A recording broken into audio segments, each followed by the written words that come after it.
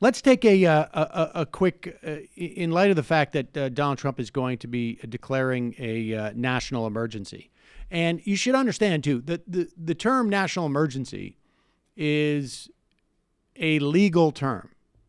And it is not, even though I think it's quite obvious to all of us that it is not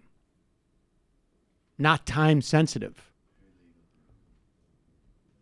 There's a legal definition that does not include necessarily, would not be necessarily contradicted by the fact that Donald Trump has not found this emergency to exist in a timely fashion. There will be court cases testing whether he can do this. In fact, let's play that clip. Donald Trump previewed it. Brent, did you send him that one? Yeah. In his announcement today. Now, some people have pointed out that Trump said, I didn't have to declare a national emergency. I just wanted to get it done quickly. That's going to come up in the court cases.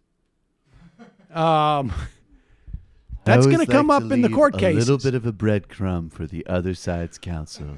The real issue here make it fair. Is the reappropriation of money that Congress has appropriated for other things. That's what all of this is going to turn on. Donald Trump both gives a preview of where this is going to go in the courts and an argument that he probably should be subject to the 25th Amendment in this clip. Here it is.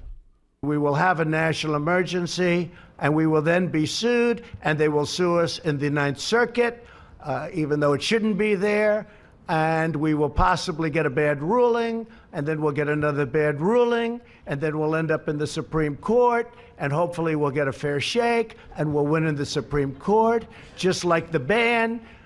They sued us in the Ninth Circuit, and we lost, and then we lost in the appellate division, and then we went to the Supreme Court, and we won. And it was very interesting because yesterday they were talking about the ban, because we have a ban. It's very helpful. Yeah, he doesn't talk about it. You notice how he doesn't say what it is? The ban.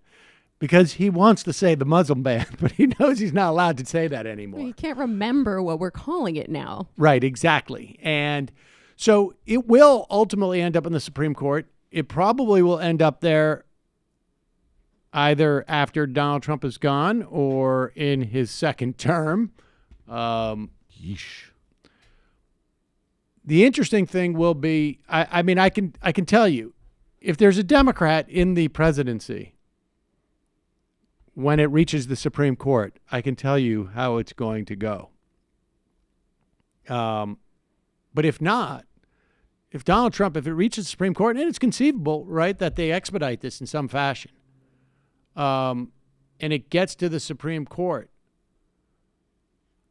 and I would be very surprised if they okayed this, but it's conceivable they would. This is really going to open up the door. I mean, the when you hear Democratic politicians now say stuff like, we're going to use it, we could use this for climate change, we could use this for providing health care, we could use this for, I don't know, high-speed rail, we did it in daycare. The circuit courts, through the other courts. Lead in pipes. But lead in pipes. I mean, there's a whole myriad of things that they could use this for. When you hear Democratic politicians say that now, those are empty threats, in my estimation. However, if the Supreme Court actually validates this,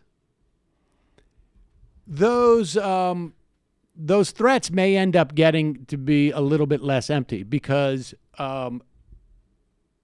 the base of the party, never mind the base, frankly, huge swaths of the country will then expect the president at that time to address these things that are clearly more of an emergency than what's going on at the border. And so it's going to be interesting to see where this goes. But for now, it's just something for Donald Trump to What did Ann Coulter say? To give to his idiots or something to that effect. A serious question, though. Couldn't the Supreme Court just decide that they don't respect that precedent? Like Kavanaugh has already shown he has no respect for precedent. So you're saying that they would okay it in Trump's case. In Trump's case, and then 2 years later, not okay it? Yeah. I mean, theoretically, but no. I think at that point, some of these guys, John Roberts in particular, at least perceives this to deal with their legacy. But if you're someone who doesn't care about the legacy of the Supreme Court, like make them do that, right? Like make them put their money where their mouth is. If you know what I'm saying? No. Like who's they? The Supreme Court. Like let's say you wanted to make reform the Supreme Court. Having them do something like allow Trump's national emergency and not allowing the future Democrats' national emergency would be a really good way of delegitimizing it in the public eyes. But there's nobody who can say do this. I just think that if no one's going to make the Supreme Court do anything in that respect. I think, but my guess would be no. It would be even beyond their capacity to rule that way, and then 2 years later rule a different way. I hope you're right. If Ruth Bader Ginsburg goes, we're going to get another Kavanaugh.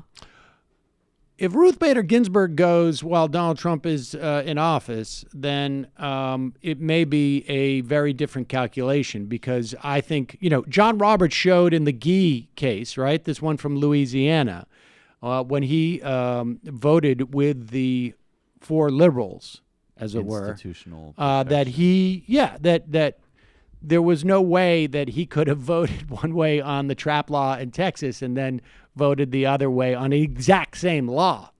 And so, but yes, if Ruth Bader Ginsburg is gone, it's a completely different calculation. If it becomes 6-3 and John Roberts is the 4th vote out of 5,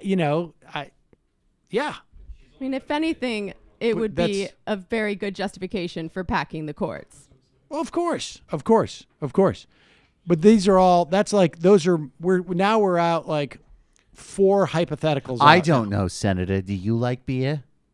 That's Ruth Bader Ginsburg. All right. Brett Kavanaugh mashup. We got to take a quick break. When we come back, beer. Isabel Gillies.